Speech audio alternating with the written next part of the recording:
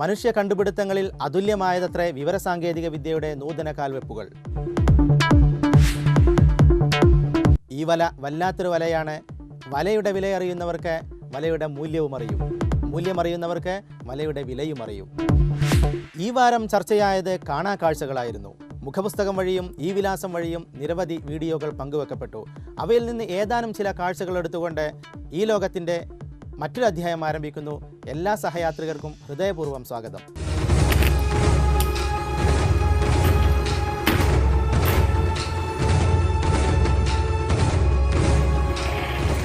ചില പാട്ടുകൾ ജനമനസ്സുകളെ കീഴടക്കുന്നത് പെട്ടെന്നാണ്. ഇപ്പോൾ ഈ പാട്ടിന്റെ കാലഘട്ടമാണ്.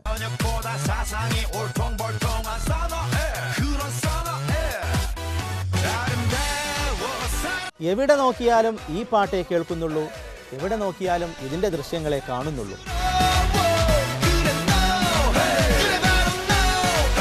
ജ്യോതി പങ്കുവച്ച കാഴ്ച.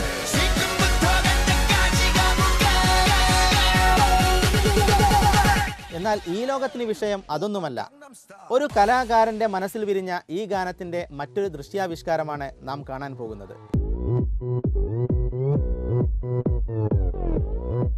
കുറെ നോട്ട് ബുക്കുകളുടെ താളിൽ ഈ വീഡിയോയുടെ ദൃശ്യങ്ങൾ പല ആംഗിളുകളിൽ വരച്ചെടുത്ത് താളുകൾ സ്പീഡിൽ മറിക്കുമ്പോഴുള്ള ചലച്ചിത്രമാണ് നമ്മുടെ മുമ്പിൽ തെളിഞ്ഞു വരുന്നത്.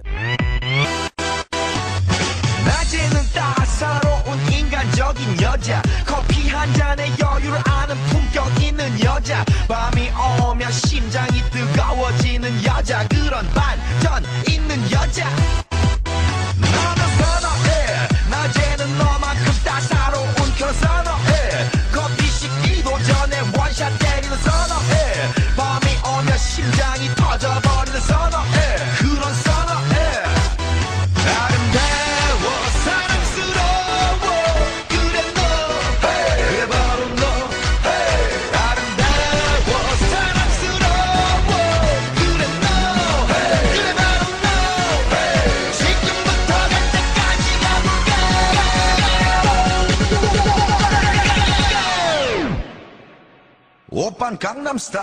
കലാകാരന്റെ കഴിവിനെ സമ്മതിക്കാതിരിക്കാൻ നിവൃത്തിയില്ല.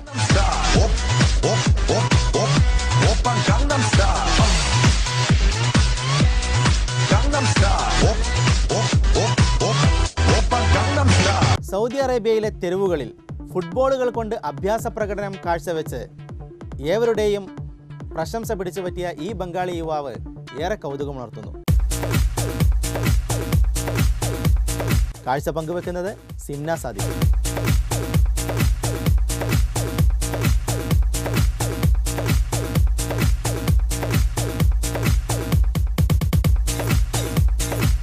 കൈകളിലും കാലുകളിലും പന്തുകൾ കറക്കുന്നതിന് പുറമെ വായയിൽ പന്ത് കറക്കിയും ഇദ്ദേഹം തൻ്റെ കഴിവ് പ്രകടിപ്പിച്ചു.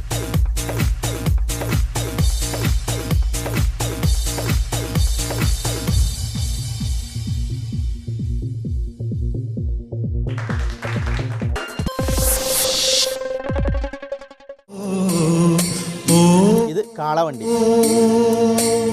പതുക്കെ പതുക്കെ നമ്മുടെ നാടുകളിൽ നിന്ന് പോലും അപ്രത്യക്ഷമായി കൊണ്ടിരിക്കുന്ന ഈ വണ്ടിയുടെ ആധുനിക പതിപ്പ് നിങ്ങൾ കണ്ടിട്ടുണ്ടോ? ഇല്ലെങ്കിൽ ഇതാ കണ്ടു നോക്കുക.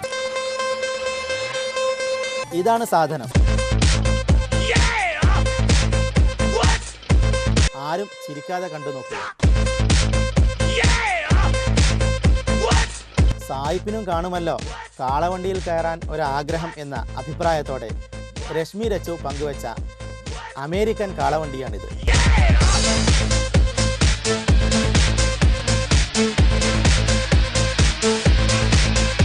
അമേരിക്കൻ സായിപ്പിന്റെ ആഗ്രഹ സഫലീകരണമായിരിക്കുമോ ഇത്? മറ്റുള്ളവരെ കൊണ്ട് ജോലി എടുപ്പിച്ച് സായുജ്യമടയുക എന്നുള്ളത് പലരുടെയും സ്വഭാവമാണ്. ഇവിടെ ജോലി എടുപ്പിക്കുന്നത് ഒരു മനുഷ്യനെയൊന്നുമല്ല, ഒരു കുഞ്ഞൻ മുയലിനെ. കണ്ടു നോക്കാം.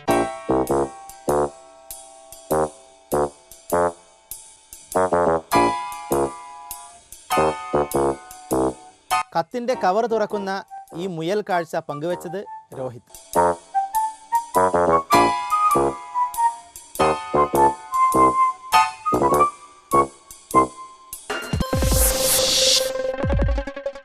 വീട്ടുകാർ കോഴിക്ക് വേണ്ടി വെച്ചതാണ് ഭക്ഷണപാത്രം. വിശന്ന് വലഞ്ഞു വന്ന പൂച്ചക്ക് അത് കണ്ടപ്പോൾ സഹിക്കുമോ? കക്ഷി വേഗം വയറ് നിറക്കുമ്പോഴാണ് ഭക്ഷണത്തിൻ്റെ യഥാർത്ഥ അവകാശി സ്ഥലത്തെത്തിയത്.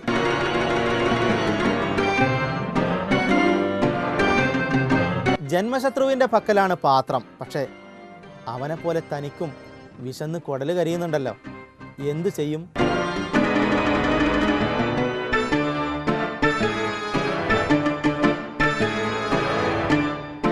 നിനക്കർഹതപ്പെട്ട് നീ എടുക്കുക, എൻ്റെ കഞ്ഞിയിൽ പൂഴി വാരിയിടണ്ട എന്ന് പറഞ്ഞിട്ടാണാവോ കോഴി ഒരു അംഗത്തിന് തയ്യാറായി.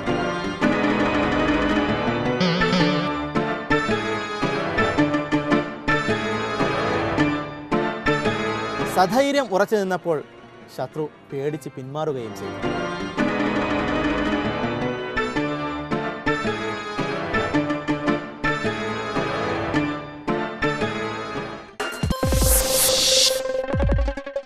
അല്ല, എന്താണ് ഈ ചാകര?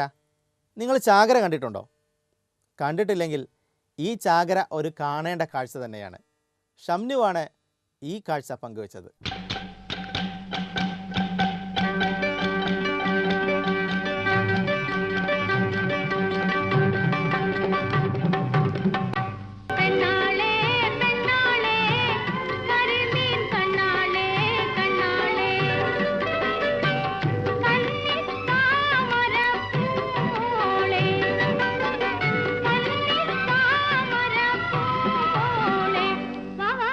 കടലിൻ്റെ പുറത്തെ കാഴ്ച ഇങ്ങനെയാണെങ്കിൽ കടലിൻ്റെ അകത്തോ?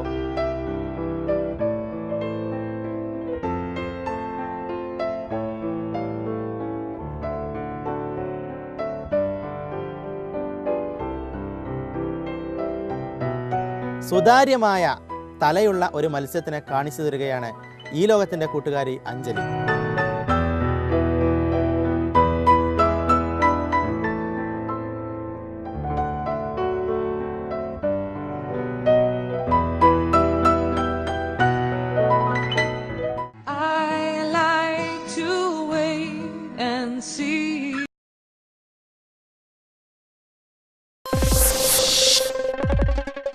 ഇദ്ദേഹത്തെ അറിയുമോ? ഇത് നിക്കോളാസ് ജെയിംസ് വുജിസിക്. ജന്മന ടെട്ര അമേലിയ സിൻഡ്രം എന്ന അപൂർവ രോഗം ബാധിച്ച ആസ്ട്രേലിയൻ പൗരൻ. I wasn't ready.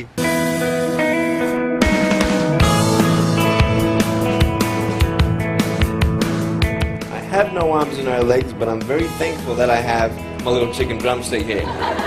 ഇദ്ദേഹത്തിന് രണ്ട് കാലുകളും രണ്ട് കൈകളുമില്ല. There were times where I sort of looked at my life and thinking, well, I can't do this and I can't do that. And you keep on concentrating on the things that you wish you had or the things that you wish you didn't have. And you sort of forget what you do have. And there's no point, I believe, in my life where I wish I had arms and legs, I wish I had arms and legs, I wish I had arms and legs, because wishing won't help. Accounting and financial പ്ലാനിങ്ങിൽ ബിരുദാനന്തര ബിരുദമുള്ള വുജിസിക് നല്ലൊരു പ്രഭാഷകൻ കൂടിയാണ്. What I've seen in life are just a couple key principles, and the first thing that I've seen is to be thankful. It's hard to be thankful, man. I tell you, when I was 8 years old, I sort of summed up my life and thought, I'm never going to get married.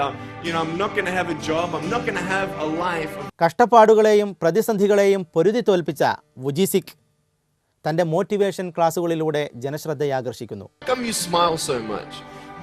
And I'm like, well, it's a long story. പലപ്പോഴും തന്റെ അനുഭവങ്ങൾ പങ്കുവെക്കുമ്പോഴും ദൈവത്തിന്റെ മഹത്വങ്ങൾ പറയുമ്പോഴും കേൾവിക്കാരുടെയും കാഴ്ചക്കാരുടെയും കണ്ണുകൾ സജലങ്ങളാവാറുണ്ട്. It's a lie to think that you're not good enough. It's a lie to think that you're not worth anything. You don't know how long this storm's going to be. And today I want to share with you some principles that I've learned in my life that you can use in yours. വൈകല്യമില്ലാത്തവർ ചെയ്യുന്ന ഏതു ജോലിയും തന്നെക്കൊണ്ട് നിഷ്പ്രയാസം ചെയ്യാൻ സാധിക്കുമെന്ന് കാണിച്ചുകൊണ്ട് തെളിയിച്ചുകൊണ്ട് വുജിസിക് വേറിട്ടു നിൽക്കുന്നു.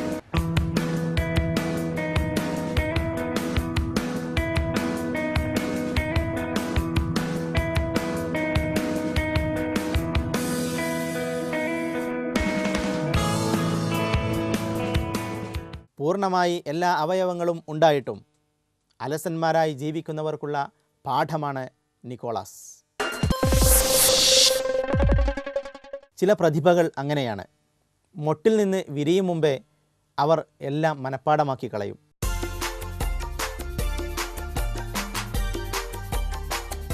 രാജ്യങ്ങളുടെ തലസ്ഥാനങ്ങൾ വ്യക്തമായും കൃത്യമായും പറയുന്ന ഈ കൊച്ചുമിടുക്കി നമ്മെ വിസ്മയിപ്പിക്കാതിരിക്കില്ല. Japan, China, Canada, Egypt, Jordan, UK, France, Germany, Australia, America, UAE, Nigeria, Uganda, New Zealand, Pakistan, Saudi Arabia, Cuba, Denmark, Indonesia, Kenya, Switzerland. ഈ വാരം പ്രേക്ഷകർ പങ്കുവച്ച വീഡിയോകൾ വിരാമം കുറിക്കുകയാണ് ഒരു കൊച്ചുമിടുക്കിയുടെ ദേശീയ ഗാനാലാപനത്തോടെ.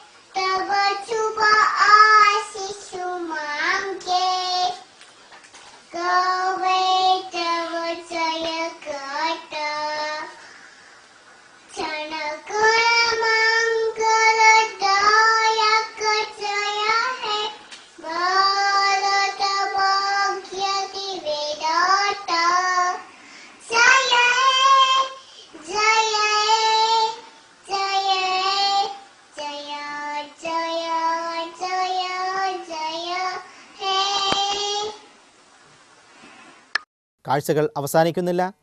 ഇൻ്റർനെറ്റ് ഉള്ളിടത്തോളം കാലം ഈ കാഴ്ചകളും തുടരും. നിങ്ങളുടെ മൊബൈൽ ഫോണുകളിലും ക്യാമറകളിലും പകർത്തുന്ന ദൃശ്യങ്ങൾ ഈ ലോകത്തിന് അയച്ചു തരിക. നിങ്ങളുടെ വീഡിയോകൾ ഈ ലോകം വെളിച്ചം കാണിക്കുന്നു.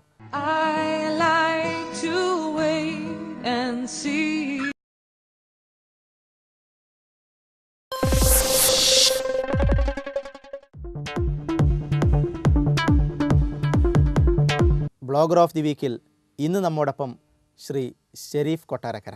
ഷെരീഫ് കൊട്ടാരക്കര ജന്മം കൊണ്ട് ആലപ്പുഴക്കാരൻ, കൊട്ടാരക്കരയിൽ സ്ഥിരതാമസം. നീതിന്യായ വകുപ്പിൽ ജോലിയായിരുന്നു. അവസാനം റെയിൽവേ കോടതിയിൽ സ്പെഷ്യൽ ജുഡീഷ്യൽ ഫസ്റ്റ് ക്ലാസ് മജിസ്ട്രേറ്റായി ജോലി നോക്കി. തുടർന്ന് ലീഗൽ സർവീസ് അതോറിറ്റിയുടെ പ്രവർത്തനങ്ങളുമായി ബന്ധപ്പെട്ട് അദാലത്തുകളിൽ ജഡ്ജിയായി സേവനം നടത്തി. ഇപ്പോഴും നീതിന്യായ രംഗവുമായി ബന്ധപ്പെട്ട് ഇടപെടലുകൾ നിരന്തരം ചെയ്തുകൊണ്ടിരിക്കുന്നു. കൂടുതലും കുടുംബ പ്രശ്നങ്ങളും തത്സംബന്ധമായ മധ്യസ്ഥതകളും കൊണ്ട് കർമ്മപദത്തിൽ അത്യന്തം തിരക്കുപിടിച്ച നിത്യചര്യ. ബ്ലോഗിൽ വന്നിട്ട് 4 വർഷം. കഥകളും അനുഭവക്കുറിപ്പുകളും പ്രധാനമായി എഴുതുന്നു. ജാടകളില്ലാത്ത സ്വതസിദ്ധമായ എഴുത്ത്. അച്ചടി മേഖലയിലും സൃഷ്ടികൾ വെളിച്ചം കണ്ടിട്ടുണ്ട്. നമസ്കാരം സാർ, ഈ ലോകത്തിലേക്ക് സ്വാഗതം. നമസ്കാരം. എന്താണ് ബ്ലോഗിൽ നിന്ന് സാർ പ്രതീക്ഷിക്കുന്നത്? മനുഷ്യകുലം ഉണ്ടായ കാലം മുതൽ കഥ പറയാനും കഥ കേൾക്കാനുമുള്ള ആ ഒരു ടെൻഡൻസി മനുഷ്യരിലുള്ളതാണ്. പണ്ട് മുത്തശ്ശി കഥകളും എല്ലാം കേട്ടു വളർന്നു വന്നു. കാലക്രമത്തിൽ കഥ പറയുക എന്നുള്ളത് ഒരു ചടങ്ങായിട്ട് വന്നു. കേൾക്കാൻ കുറച്ച് ആൾക്കാരും കൂടാരം കെട്ടി കഥ പറഞ്ഞിരുന്നു എന്നല്ലാണ് പറഞ്ഞു കേട്ടിട്ടുള്ളത്. അത് പിന്നീട് ഇങ്ങോട്ട് വന്നു കഴിഞ്ഞപ്പോൾ ഹരികഥയായി, കഥാപ്രസംഗമായി. തിരിച്ച് കുറച്ചു കാലം കഴിഞ്ഞെങ്കിൽ വന്നു കഴിപ്പിച്ചു അച്ചടി മാധ്യമം വന്നു കഴിഞ്ഞപ്പോൾ അത് കഥകൾ കഥയായി, കവിതയായി, അത് പ്രസിദ്ധീകൃതമായി. സാറിൻ്റെ ബ്ലോഗിൻ്റെ പേര് ഷെരീഫ് കൊട്ടാരക്കര തന്നെയാണ്. എൻ്റെ പേര് തന്നെയാണ് ബ്ലോഗ്. ഒരു ബ്ലോഗേ ഉള്ളൂ. ഏകദേശം 300ഓളം പോസ്റ്റ്. 3 വർഷമായി ഞാൻ 4 കൊല്ലമായി ബ്ലോഗിൽ വന്നിട്ട് 300ഓളം പോസ്റ്റുകൾ ഞാൻ ഇതുവരെ ഇട്ട് കഴിഞ്ഞു. ധാരാളം ആൾക്കാർ സന്ദർശിച്ച പോസ്റ്റുകൾ ഇതിനകത്തുണ്ട്. പല കേസുകൾ ഇപ്പോഴും ഞാൻ ലീഗൽ എയ്ഡ് സെൻറ്റർ, ഒരു നിയമോപദേശം കൊടുക്കുന്നത് പോലെ ഒരു സ്ഥാപനമല്ല എങ്കിലും അതുപോലുള്ളൊരു രീതിയിൽ ഞാൻ നടത്തി വരുന്നുണ്ട്. അപ്പോൾ അവിടെ വരുന്ന അനുഭവങ്ങളുണ്ട്. അതെല്ലാം അതേപടി വരച്ചു വയ്ക്കുമ്പോഴേക്കും ഒരുപാട് പേര് വായിക്കുന്നുണ്ടെന്നാണ് എൻ്റെ വിശ്വാസം. കാരണം കമൻറ്റുകൾ ഒരുപാട് അതിനകത്ത് വരുന്നുണ്ട്. അതിനകത്ത് ബ്ലോഗേഴ്സ് മീറ്റുകൾ ബ്ലോഗിങ്ങിന് എത്ര കണ്ട് പ്രയോജനപ്രദമാണ് സാറിൻ്റെ അഭിപ്രായത്തിൽ? മറ്റ് അച്ചടി ലോകത്തെക്കാളും സ്പർദ്ധ കുറവും പരസ്പരമുള്ള അസൂയ കുറവുമുള്ളൊരു ഫീൽഡാണ് ബ്ലോഗ് ലോകം. ബ്ലോഗേഴ്സ് മീറ്റ് കൊണ്ട് പരസ്പരം സൗഹൃദവും നമ്മൾ അങ്ങോട്ടും ഇങ്ങോട്ടും പരിചയപ്പെടാനുള്ളൊരു വേദിയും ഇതിനെല്ലാം ഉപരിയായി ബ്ലോഗിൽ ഒരു ബ്ലോഗർക്ക് അറിയാൻ പാടില്ലാത്ത ഒരു വിഷയം മറ്റൊരു ബ്ലോഗർ പറഞ്ഞു കൊടുക്കാനുള്ളൊരു അവസരവും ഇതിൽ നിന്ന് ലഭിക്കുന്നുണ്ട്. ഇത് മാത്രമല്ല, വലിയൊരു സൗഹൃദം സ്ഥാപിച്ചെടുക്കുക എന്നുള്ളത് കൂടി ബ്ലോഗേഴ്സ് മീറ്റ് കൊണ്ട് സാധിക്കുന്നുണ്ട്. അടുത്ത ഏപ്രിൽ 21 തുഞ്ചൻപറമ്പിൽ വെച്ച് നടക്കുന്നുണ്ട്. നല്ലൊരു മീറ്റ് വരുന്നുണ്ട്. അതിനകത്ത് ഭൂലോകത്ത് 4 വർഷത്തിൻ്റെ പാരമ്പര്യം സാറിന് അവകാശപ്പെടാനുണ്ട്. എന്താണ് തോന്നുന്നത്? സംതൃപ്തിയാണ് എന്നെ സംബന്ധിച്ചിടത്തോളം ഉള്ളത്. കാരണം എൻ്റെ ഉള്ളിലുള്ളത് അതേപടി മറ്റുള്ളവരെ കേൾപ്പിക്കാൻ സാധിക്കുന്നു എന്നുള്ളൊരു സംതൃപ്തി. ഭൂലോകത്തും ഒരുപാട് കാരുണ്യ പ്രവർത്തനങ്ങൾ നടക്കുന്നുണ്ട്.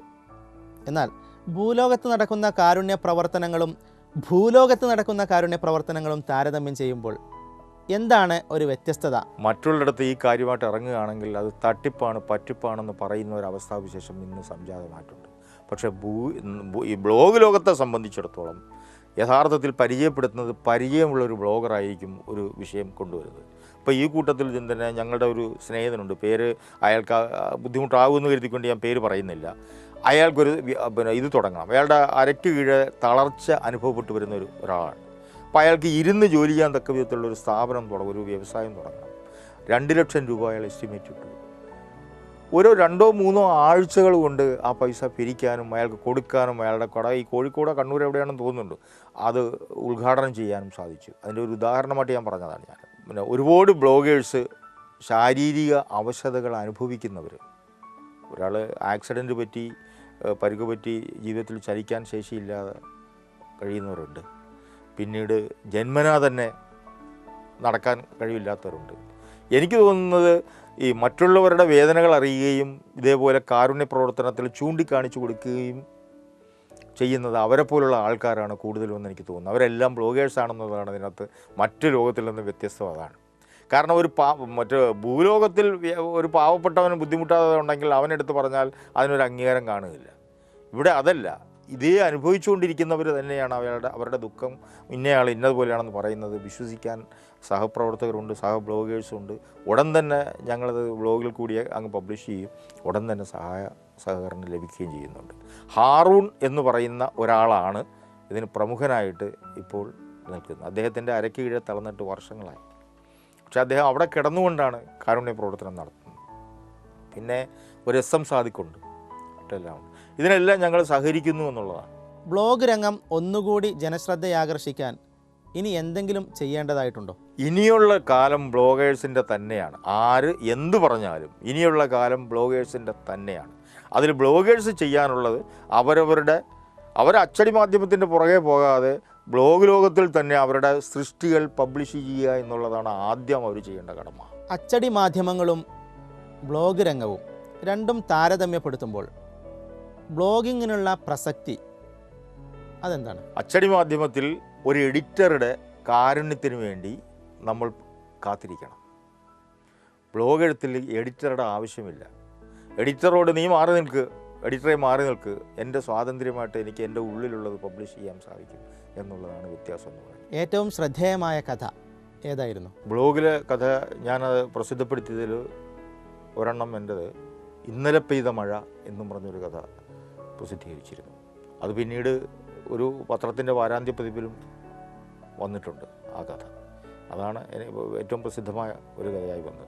പക്ഷേ ബ്ലോഗിൽ കൂടുതലും അനുഭവങ്ങളാണ് ഞാൻ കൂടുതലും ഇത് ചെയ്യുന്നത്. സമൂഹത്തിൽ കാണുന്ന വസ്തുതകൾ എൻ്റെ ജീവിതവുമായി ബന്ധപ്പെട്ട് വരുമ്പോൾ അത് അനുഭവം എന്ന രീതിയിൽ ഞാനത് പബ്ലിഷ് ചെയ്യാറുണ്ട്, പോസ്റ്റ് ചെയ്യാറുണ്ട്. കൂടുതലും ഫോളോവേഴ്സ് വരുന്നതും കൂടുതലും കാണാനായിട്ട് ആൾക്കാർ വരുന്നതും ആ അനുഭവങ്ങളുടെ കാര്യങ്ങൾക്കാണ്. ഇതിനൊരു അടിത്തറ കൂടിയുണ്ട്. എൻ്റെ പൂർവാശ്രമം നീതിന്യായ വകുപ്പായിരുന്നു. അപ്പോൾ അവിടെ നിന്ന് ഒരുപാട് ഞാൻ കാണുകയും കേൾക്കുകയും ചെയ്തിട്ടുണ്ട്. അതെല്ലാം എൻ്റെ ഓർമ്മയിലുള്ളത് ഞാനത് അതേപടി ആ ഓർമ്മയിലുള്ളത് അനുഭവമായി ഞാൻ പബ്ലിഷ് ചെയ്തിട്ടുണ്ട്. പിന്നെ എന്തെല്ലാം ജീവിതത്തിൽ പെടുന്നതോ അതെല്ലാം അനുഭവം, അതെല്ലാം കഥയെന്ന മാതൃകയിലാക്കി മാറ്റിയിട്ടത് പബ്ലിഷ് ചെയ്യും. ഉദാഹരണമായിട്ട് എൻ്റെ മകൻ മെഡിക്കൽ കോളേജിൽ 53 ദിവസം മൈനിജിറ്റിസും ബ്രെയിൻ ആപ്സസുമായിട്ട് കിടന്നിരുന്നു. അവിടെ അന്ന് കണ്ട കാഴ്ച അതെങ്ങനെ എന്നെ ബാധിച്ചു, എൻ്റെ മകനെ ബാധിച്ചു, അവിടെ കണ്ടത് അത് ഒരു ത്രില്ല് പോലെ അല്ലെങ്കിൽ ഒരു സസ്പെൻസ് പോലെ ഞാനത് കഥയാക്കി. ഒരു മെഡിക്കൽ കോളേജിലെ ഏറുകുറിപ്പുകൾ എന്ന പേരിൽ ബ്ലോഗിൻ്റെ പ്രസക്തി വരുന്നതിന് ഞാൻ ഊന്നി പറയുകയാണ്. ഞാനിവിടെ ഇതും കൊണ്ട് കേരളത്തിൽ അങ്ങോളം ഇങ്ങോളം പ്രസിദ്ധീകരണക്കാരെ തിരക്കി പിടിച്ച് നടന്നിരുന്നു. പ്രസിദ്ധീകരിക്കാൻ എടുത്തു വയ്ക്കും, മാസങ്ങൾ കണക്കിന് എടുത്തു വയ്ക്കും. പക്ഷേ പിന്നീട് കുറച്ച് നാൾ കഴിയുമ്പോൾ ഒരു ഖേദപ്രകടനത്തോടെ തിരിച്ചു വരും. അവസാനം ബ്ലോഗാണ് എന്നെ സഹായിച്ചത്. എൻ്റെ ഇഷ്ടപ്പെട്ടു. പിന്നീട് അത് പബ്ലിഷ് ചെയ്തു. ബ്ലോഗിൽ വന്നു കഴിഞ്ഞതിന് ശേഷം അത് പബ്ലിഷ് ചെയ്തു. പുസ്തക രൂപത്തിൽ ഇപ്പോഴത് അവിടെ ഉണ്ട്. അങ്ങനെ ഈ അനുഭവങ്ങൾ തന്മയത്തോടെ അറിയിക്കാൻ ബ്ലോഗ് മാത്രം സാധിക്കുന്നുണ്ട്. എൻ്റെ ഒരു ഇളയ കുട്ടി, അയാൾ സുന്നത്ത് കല്യാണം നടത്തി വരുമ്പോൾ ഇയാൾ വിങ്ങുന്നുണ്ട്, ഏങ്ങുന്നുണ്ട്, നിലവിളിക്കുന്നുണ്ട്. അയാൾ കുനിഞ്ഞു നോക്കും, കരയും. എന്താണ് കാരണം എന്നറിയില്ല. വീട്ടിൽ കൊണ്ടുവന്നപ്പോൾ ഇയാളുടെ ഒരു ഇളയതുകൊണ്ട് 6 മാസം പ്രായമുള്ള അയാളുടെ അപ്പോൾ ജനിച്ചൊരു സഹോദരിയെ കൊണ്ടുവന്ന് അയാൾ കരച്ചിൽ മാറ്റാൻ വേണ്ടി കാണിച്ചപ്പോഴേക്കും അപ്പോഴാണ് അയാളുടെ കരച്ചിൽ പുറകോട്ട് പൊട്ടി വരുന്നത്. എൻ്റെ എല്ലാം പോയി മോളെ എന്നും പറഞ്ഞൊരു നിലവിളിച്ചു. അത് ഞാൻ ആ പോസ്റ്റിനിട്ടിരിക്കുന്ന പേര് എൻ്റെ എല്ലാം പോയി മോളെ എന്ന് ധാരാളം പേര് സന്ദർശിച്ചൊരു പോസ്റ്റാണ്. കാര്യം ഇയാൾ ധരിച്ചു വെച്ചിരിക്കുന്നത് ഈ ബാൻഡേജ് എല്ലാം കൂടെ ഇട്ട് കഴിഞ്ഞപ്പോൾ എങ്ങനെ മൂത്രമൊഴിക്കാൻ സാധിക്കുമെന്നുള്ള ഭയമാണ്. അതും തന്മയത്വത്തോടെ ഇങ്ങനെ നമ്മൾ ഉദ്ദേശിക്കുന്നത് പോലെ ഡ്രൈവ് ചെയ്ത് ഒരു വാഹനം കൊണ്ടുപോകാൻ പോകുന്ന പോലെ എൻ്റെ ഉള്ളിലുള്ള ആശയത്തെ അതേപടി എനിക്ക് പകർത്താൻ സാധിക്കുന്നു എന്നുള്ളതാണ് ബ്ലോഗ് തരുന്ന ഒരു സഹായം നമ്മളെ സംബന്ധിച്ച്, അല്ലെങ്കിൽ സേവനം. വളരെയധികം നന്ദി അറിയിക്കുന്നു ഈ ലോകവുമായി സഹകരിച്ചതിനും അനുഭവങ്ങൾ പങ്കുവച്ചതിനും. ദർശന ചാനലിനോടും ഞങ്ങൾ ബ്ലോഗേഴ്സിനും നന്ദി പറയാനുണ്ട്. കാരണം മറ്റ് ചാനലിലില്ലാത്തൊരു സേവനമാണ് നിങ്ങൾ ബ്ലോഗ് ലോകത്തിന് വേണ്ടി ചെയ്തു തരുന്നത്. തീർച്ചയായിട്ടും നിങ്ങളുടെ ഈ സേവനം തുടർന്നും ഉണ്ടാകണമെന്ന് ഞങ്ങൾ ആഗ്രഹിക്കുന്നു. അതിനുവേണ്ടി പ്രാർത്ഥിക്കുകയും ചെയ്യുന്നു. നമസ്കാരം. വിസ്മയ കാഴ്ചകളും ബ്ലോഗ് വിശേഷങ്ങളും അവസാനിക്കുന്നില്ല. മറ്റൊരു ബ്ലോഗറുമായി അടുത്തയാഴ്ച ഈ ലോകം വീണ്ടും എത്തുന്നു. നിങ്ങളുടെ വിലപ്പെട്ട അഭിപ്രായങ്ങളും നിർദ്ദേശങ്ങളും വിമർശനങ്ങളും ഞങ്ങൾക്കറിയിക്കുക. വിലാസം: